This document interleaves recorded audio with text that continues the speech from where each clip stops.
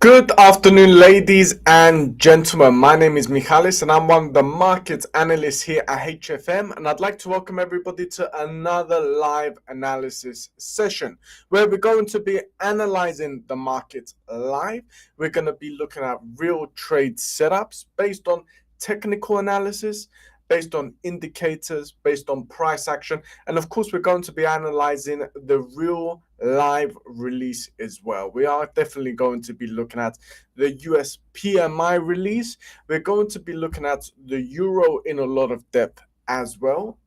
Also, we're going to be looking at other European based assets, for example, such as the DAX, which we've already spoken about quite a lot this week on our articles.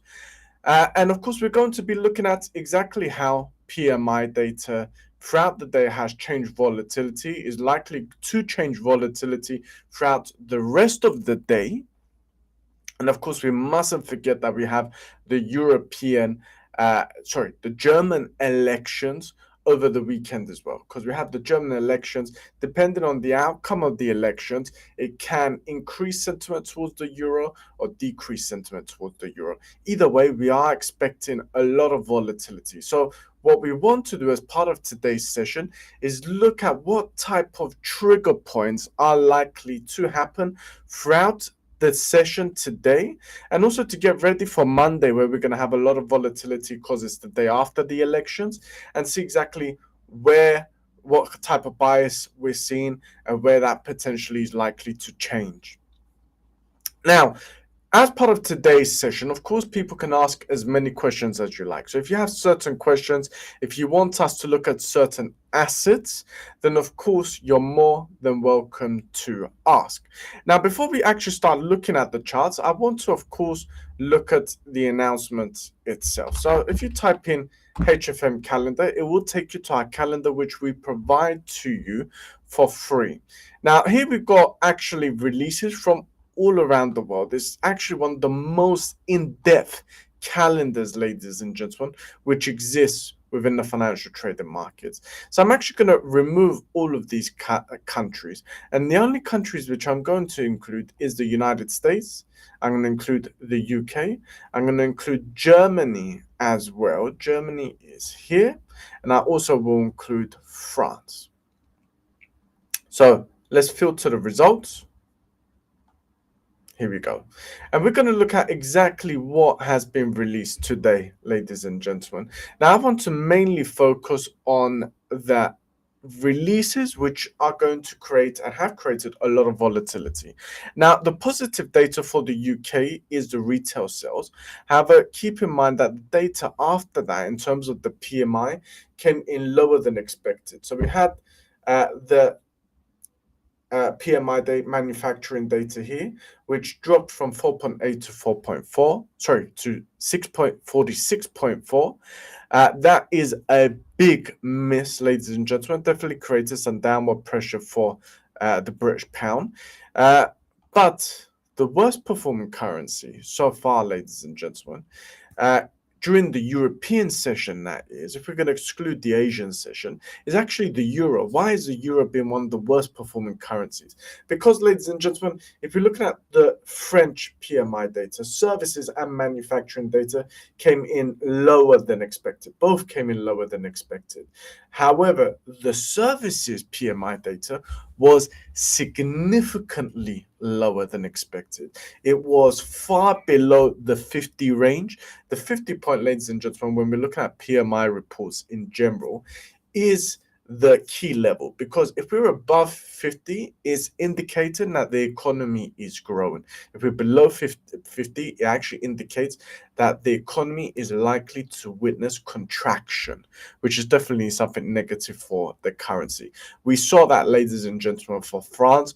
We also saw that for Germany. Germany, we had mixed data. Some data was better than expected, but even so, the data still indicated that the economy in Germany is at risk of economic contraction.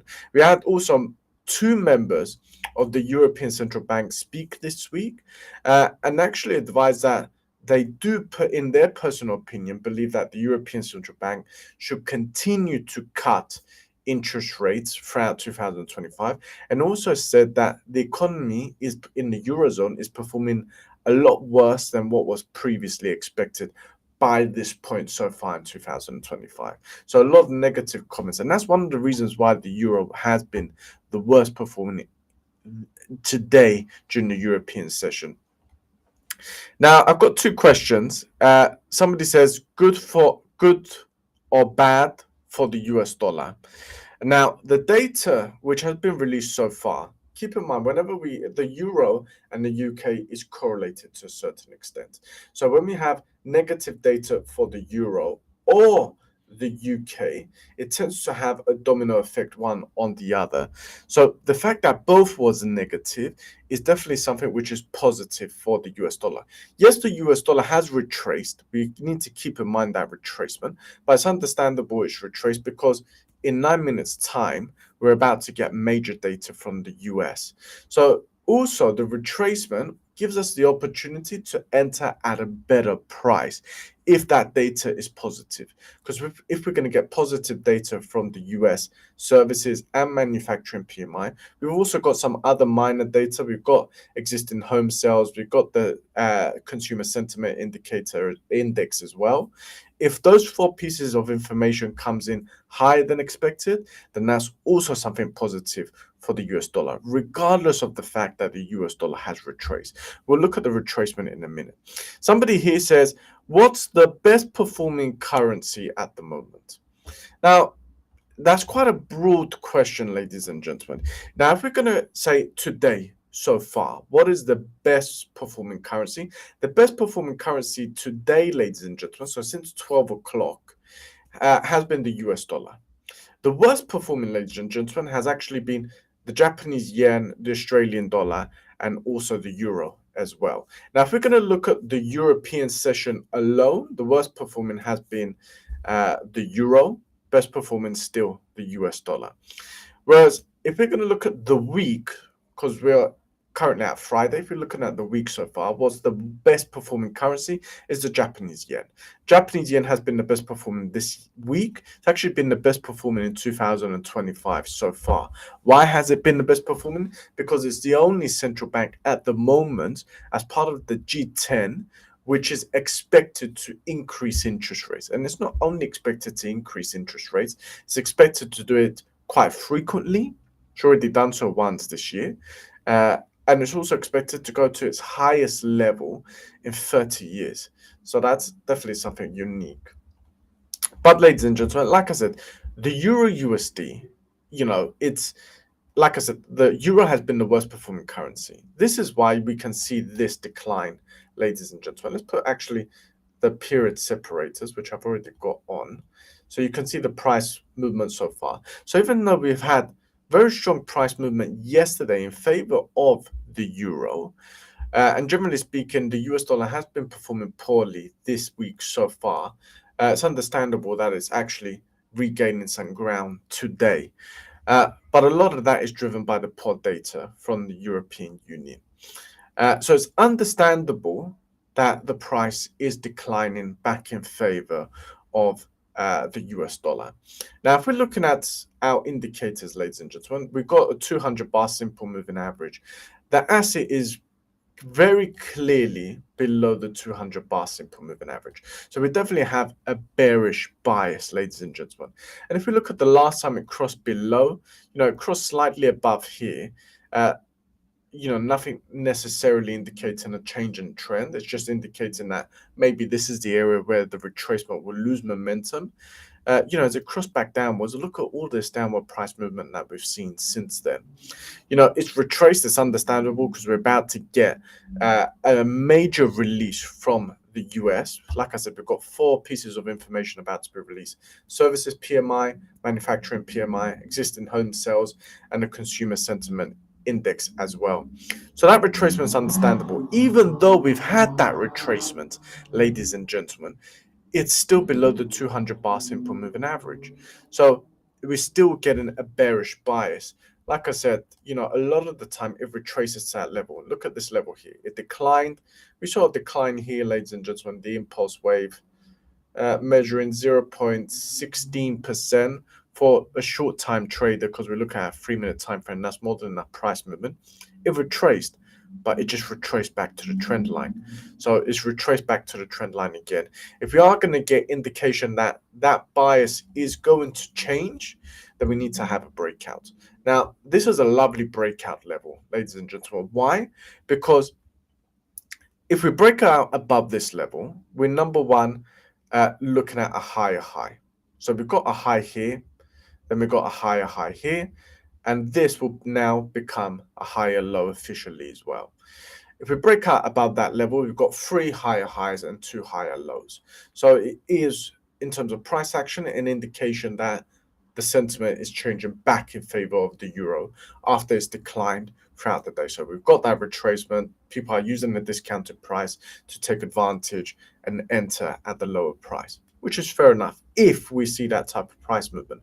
That also falls in line with the 200 bar simple moving average, which is very key. It's going to move above that level. We've got a breakout, and like I said, wave analysis will also indicate that that sentiment is growing in terms of the euro. Now, that's something that, of course, we still don't want to be conflicting with what is going to be released from the PMI.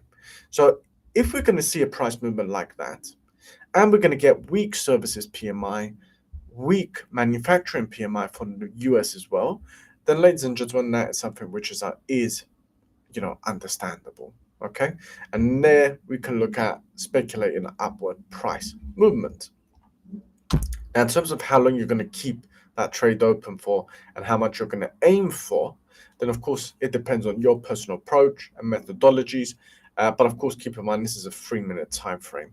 A lot of people, what they do, is they look at the resistance level here, and they may aim for 70% of the distance. So if you're going to enter here, all the way out to the resistant level, that's 0.90%. So 70%, ladies and gentlemen, that's approximately 0.14%. So that's approximately to this level here, okay? But that's just an example. Like I said, it depends on your personal approach. But, ladies and gentlemen, the trend throughout the day, especially for session traders, you can very clearly see that it's downward price movement, the bias so far, based on these indicators as well. If we are going to see and look to speculate downward price movement, we have a couple of options, ladies and gentlemen. We can look at the breakout level here. Okay, if we're going to break below this level, then we use that as an indication of downward price movement. We can use an average of the support levels. So we've got some support levels here. We've got 2 support levels here and a support level here. An average, ladies and gentlemen, is approximately here, ladies and gentlemen, which isn't too far away. It's only 0.06% away. Okay, scalpers will say to me that's very far. But again, it depends on your approach, ladies and gentlemen. As a first target, of course, people will be looking at the support level here as a first target. Potentially, this is the area they'll be targeting. Alternative, ladies and gentlemen, if you don't want to enter so early, then of course we can look at the price low and the price high and the overall retracement that we can see here. And then a lot of people will look at 65% of the retracement being regained. 65% is this level here. Of course, it's a much later entry point.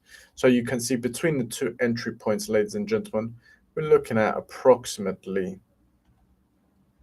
0.05% difference. But, ladies and gentlemen, let's go to the announcements itself, because we want, of course, see now what is about to be announced, because it's about to be announced, ladies and gentlemen, in about 20 seconds. Okay, it's never dot on 4:45. It normally is 4:45, and then it takes about 10 seconds for the bureau to actually release and update their website. So let's actually look at the announcement in a few seconds. So don't forget, ladies and gentlemen, we got the CMP manufacturing CPI, we got the CMP services CPI. If they come in higher than expected, we already know that they're going to be better than the European announcements. We can see both are above 50. Whereas if we're looking at the Europe announcements, both were below 50. Okay, both for France and Germany. But the main thing is that we're going to beat expectations. That's the main thing, ladies and gentlemen. So let's refresh to see the announcement. Let's go to today. Let's go down to the US. Right, ladies and gentlemen. So we've got a positive piece of information and a negative piece of information. To be honest, the positive is only slightly positive. The negative, though, ladies and gentlemen, the services PMI, that's a very big difference. Now, that's dropped by more than 2 points here, ladies and gentlemen. Previous month, 52.9 in the contraction, expansionary zone, was expected slightly increase, didn't increase. It was much lower. And not only, ladies and gentlemen, was it much lower, but it dropped below 50 as well. Now, it's not low enough below 50 in order to indicate contraction in the economy, but it definitely is indicating stagnation, which isn't good either. So that could be perceived as something which is negative. I mean, in 15 minutes time, we're also going to have more data. Like I said, we've got the existing home sales, and we also have the consumer sentiment index as well. That's going to create volatility, but the PMI at the moment is something negative. And, look at the chart. Even before I've looked at the charts, I was saying it. And we can see here the previous breakout that we were looking at. This is the previous breakout that we were looking at. And the target, ladies and gentlemen, was approximately here. So to be honest, already almost at that target, just in the space of, a couple of seconds. Well, not a couple of seconds, in approximately 1.5 minutes, we're already very, very, very close to that target and definitely in a profit. Now, that's something that we can take into consideration against multiple currencies. Okay. Now, this is the euro. Okay, because we've been seeing a lot of volatility in the euro so far. We can see there's currently an indication that the price in the ultra short term will start to correct and regain lost ground from throughout the day. Doesn't mean it's going to increase in value by 100% over the next few months. This is a small time frame, short term response. So, but nonetheless, it's something that we can keep into consideration for the short term. Now, like I said, the euro is actually one of the worst performing currencies of the day. So individuals have other options as well. It doesn't necessarily have to be the euro.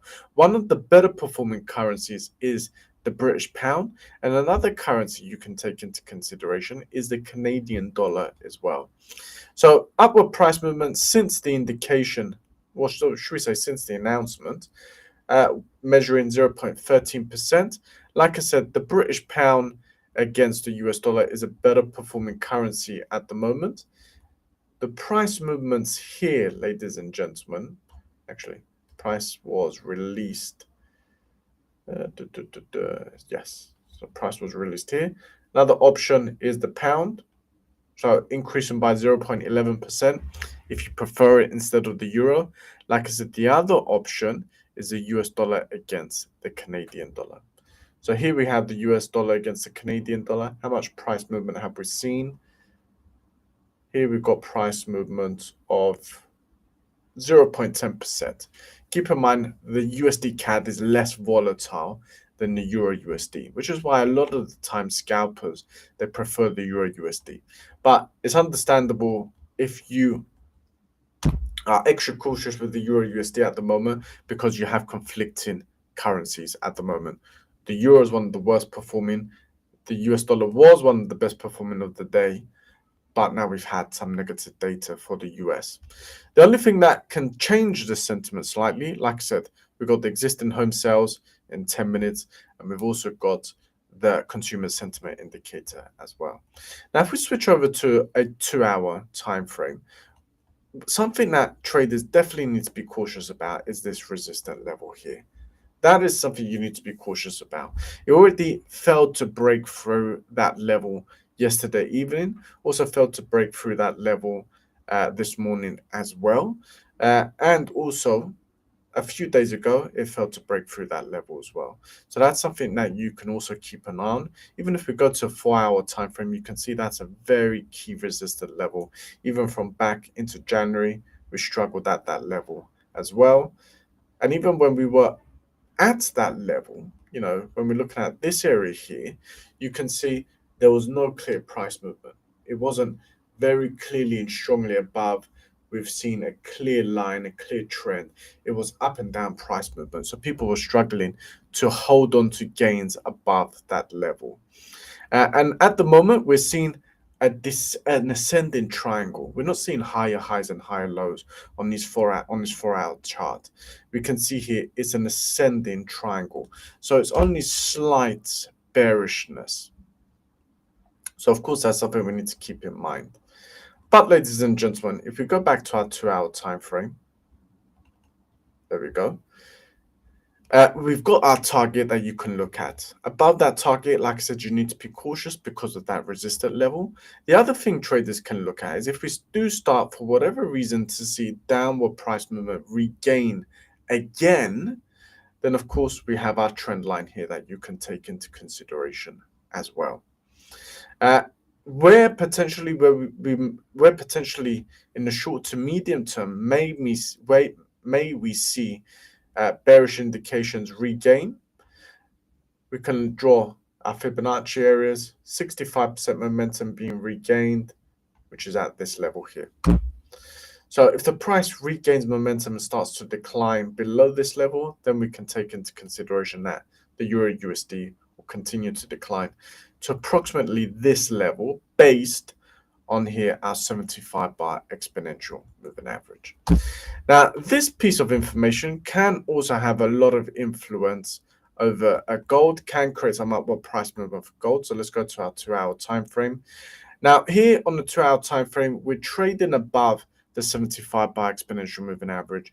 We're trading above the 50 as well on the RSI. We're trading above the price sentiment line, which is a 100 period SMA as well.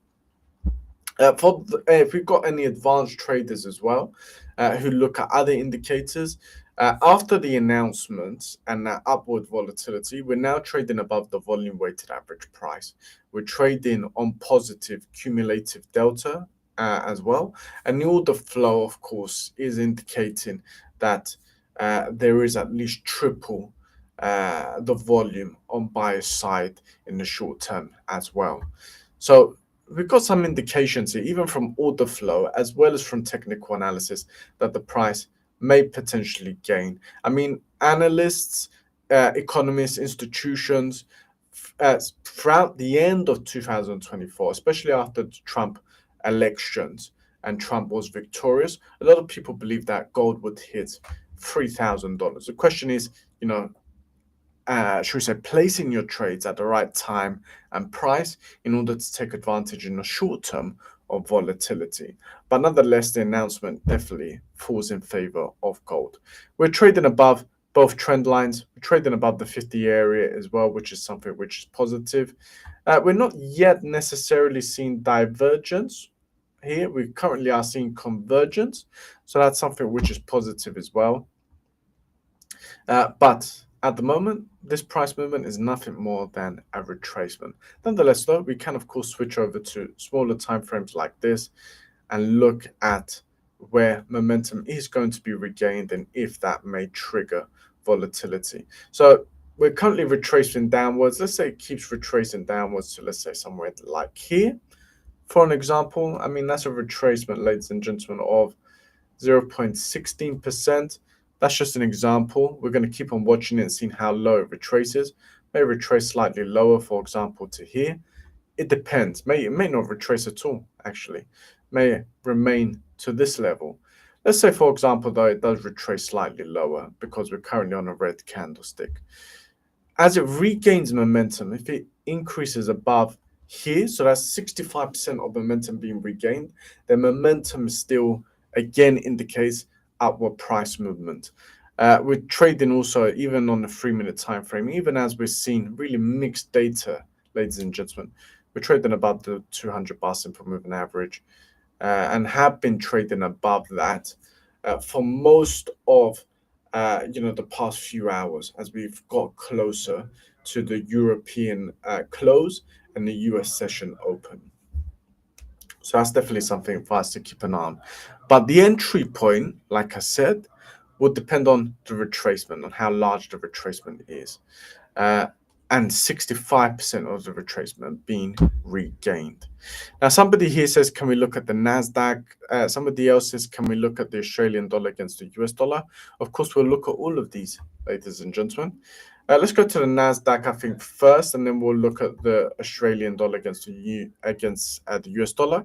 Keep in mind the Australian dollar against US dollar, that's also correlated with gold to a certain extent. So that's something you can research for educational purposes and keep that in mind in terms of your analysis.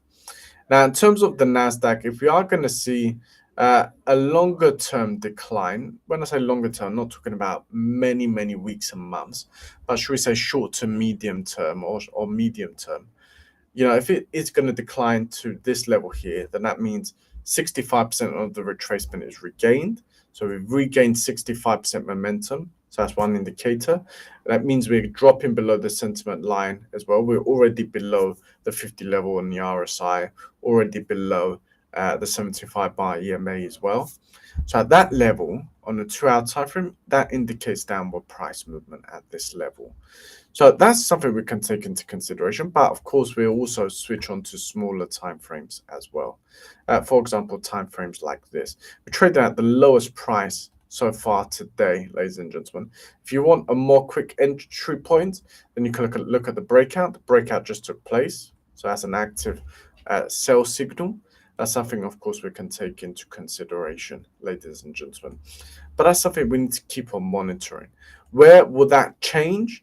And we start to see indications that the price isn't going to decline, but it's actually going to increase higher. I mean, that's quite a large retracement, but 65% momentum again, for example, here, that will bring the price above the 200 bar simple moving average, brings it above the previous range that we were seeing here, and also 65% momentum being regained. We can look at a slightly lower level, for example, at 60, which is at this level, still brings us above the previous range, still brings us above the 200 bar simple moving average. That's something you can look at as well. Now, what I will say is the VIX is slightly higher today. It's not significantly higher, but the VIX is higher nonetheless. So that can provide some minor indications that the asset may witness resistance, in which case it's going to push the price lower. But it's not significantly high. It's not 0.90% higher or 1% higher. It's only 0.40% higher. So it's not strong enough necessarily yet to give us a concrete signal that sentiment has really taken a hit. But what you can also look at is the NASDAQ components. NASDAQ components, ladies and gentlemen, we can see here, most of them are declining. If we're looking at the top 10 most influential companies, which are basically these 11 stocks here, because 2 stocks for Alphabet. If we look at the top 11 stocks, only 2 stocks are increasing in value. Okay, only 2 stocks. So more than 80% of the most influential stocks are decreasing. So that backs up the signal in a certain sense. And from these 11 stocks, which is seeing the most volatility? The strongest upward volatility is here, 0.70%. Strongest downward volatility is here, minus 0.77%. So also the strongest volatility is downward volatility. The only thing which is slightly concerning is these 2 main companies aren't seeing a big decline.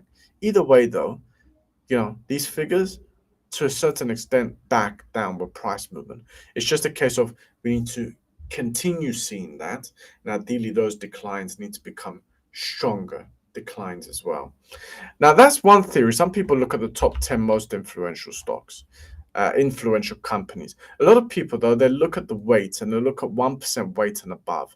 So 1% weight and above is basically booking holdings which released their earnings yesterday and above. Their earnings was positive. That's why it's almost 4% higher. But even so, that's 22 stocks, ladies and gentlemen. From those 22 stocks, we have 1, 2, 3, 4, 5, 6 stocks increasing in value. So 6 divided by 22. So more than 70%, 73%, ladies and gentlemen, of the most influential stocks, basically 1% and above, again, are decreasing in value. So again, most of the stocks are declining. The only thing, again, slightly changes here is, that's a strong increase here. That's a strong increase here. So that ideally is something we wouldn't want to see, but again, that wouldn't give us an indication of upward price movement. For as long as these remain red, and these smaller declines like Alphabet, like Apple, like Nvidia, their small declines slightly enlarge, to at least become minus 0.15%, for example, which is something that could happen because the US session has only just now opened.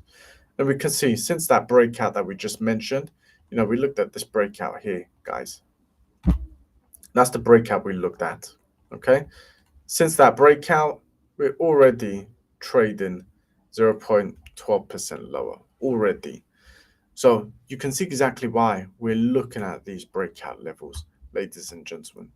Now, let me also confirm to you, because it's 5 o'clock, let me confirm to you, ladies and gentlemen, what was released in terms of the US data, because we had existing home sales. Let me just get it on my screen. You can also see it as well on our calendar, ladies and gentlemen. Right, existing home sales came in lower than expected. So that's negative for the dollar. It's also negative to a certain extent for the stock market. And also sentiment came in lower than expected as well. So all data is poor for the US dollar. If you go again to the Euro USD, still retracing at the moment, still remaining above the 200 bar simple moving average. So again, we can continue to look at and wait for 65% momentum to be regained. So for example, basically this level here. If you want to avoid volatility from the elections, which is understandable, and we want to look at a strong currency, which is currently strong, should we say, and performing well so far this year, but not exposed to the German elections, that's understandable. You can, of course, look at the US dollar against Japanese yen as well. US dollar JPY. Let's look at the price movement here, ladies and gentlemen. US dollar JPY, much stronger downward price movement. It's in an active sell signal, actually. We've got low breakouts. We've broken through the low. Pretty much no retracement whatsoever, ladies and gentlemen. The price movement was so strong, we actually had a bearish price gap of 0.16%. So that's crazy, guys. Trading below the 200 bar simple moving average. Even if we go to a 2-hour time frame here, we can see we've been seeing indications of downward price movement ever since, ladies and gentlemen, I would say here. We haven't crossed above our trend line since that date. So since the 14th, ladies and gentlemen, the 14th, that's going back a week, guys. So a week since the signal, 1 week of downward price movement that we've seen up to 2.34% in just a week for currency. That is amazing returns, ladies and gentlemen. That's 2.34% without taking into consideration whatsoever volatile leverage as well. So that's another currency we can take into consideration. For swing traders, we've also got a signal. So you can see here on the 2-hour time frame, we've crossed below 65% momentum. A lot of swing traders, they also look at, instead of 65% momentum, they look at 60% momentum. So I can amend that for you if you guys want to see 60% momentum.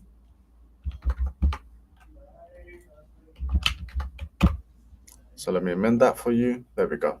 60% momentum is here. Since then, guys, we've already seen 0.14% in terms of profit. So that's something we can look at. I've got a question. And that gentleman has again reminded me about the Australian dollar, US dollar. We'll look at that in a moment. I've got a question here, though. Okay, so for this currency pair and this swing trading setup, how much can you aim for? So if we're going to look at 65% momentum, if we look at traditional swing trading setups, a lot of traders at 60% being regained, they will open 2 trades a lot of the time, okay? Because a lot of times swing traders, they try to have not a short-term trade, but an earlier exit with smaller profit and a later exit with slightly larger profit. A lot of them, they'll look at their take profit approximately, their stop loss approximately here, so above the swing high. Some people may want to put it in line with the trend line if they're willing to take on slightly more risk. That's not necessarily something bad, as long as you don't have a negative reward to risk ratio. Unless you can have a negative reward to risk ratio, but you need to have a high success rate in order to look and take that into consideration. But if we not look at the stop loss for the moment, based on that entry, from this entry here to the low, that's 0.40%. So a typical swing trader will look at double that in terms of their longer term profit. So 0.40, double that, that's 0.80. So 0.80 is basically here. So just below this level here. Okay, 0.80%. The first exit is just below the 100. So these two exits here. Difference between the two, we're looking at 0.37% between the two. Now, somebody also said if I can look at the Australian dollar against the US dollar. Of course I can. Let's keep to the 2-hour time frame for this just for the moment. Let me have a sip of water.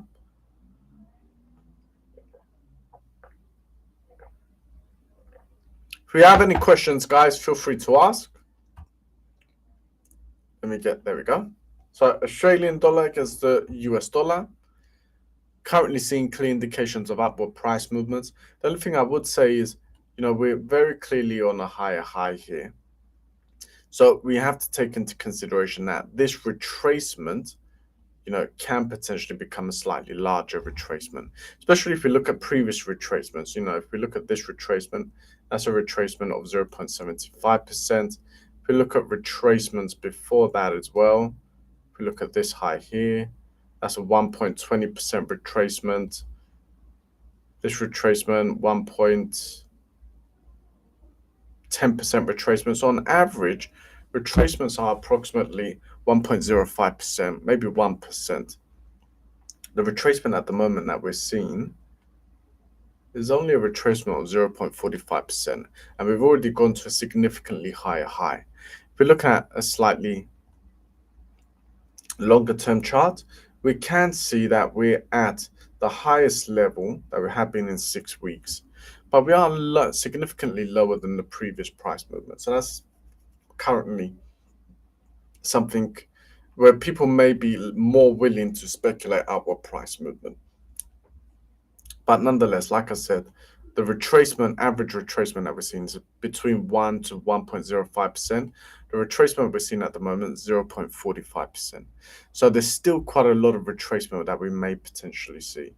So if we're going to look at a retracement of 1%, that brings us down to this level here before starting to look at upward price movement. That's almost a correction. People may look at first 0.65, for example, to fall in line with this trend line.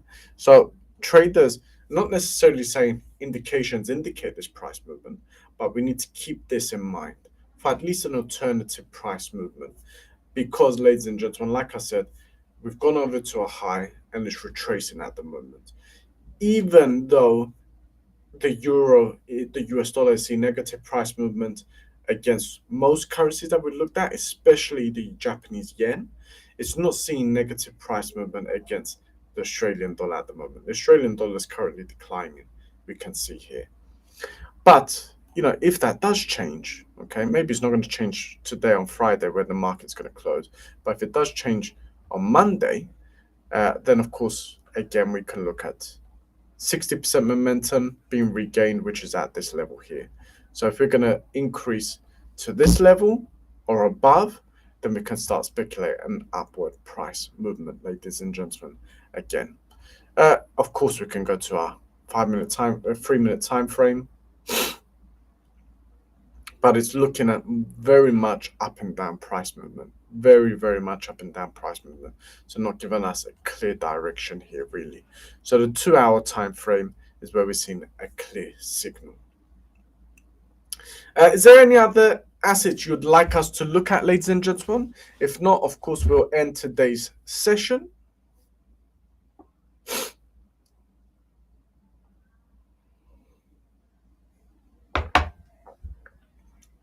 Okay, so it looks like we've answered all the questions.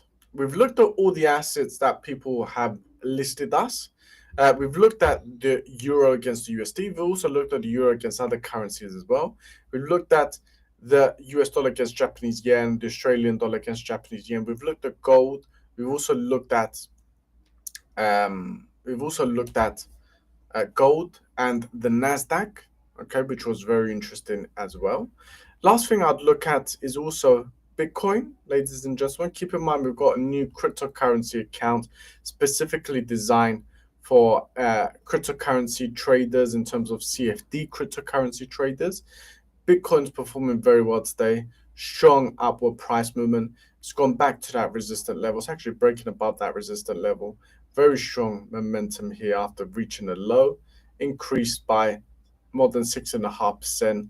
Trading above both trend lines, trading above the 50 level on the RSI. So we have indications here of upward price movement as well. So guys, let's end today's session. Don't forget, of course, we have our new cryptocurrency trading account, which you can, of course, take into consideration and look at, because it gives you the option to trade 7 days a week. With unique leverage as well and trading conditions. In the meantime, though, ladies and gentlemen, trade safe, trade responsibly. Hopefully you found today's live analysis session educational and informative. Very interesting announcement.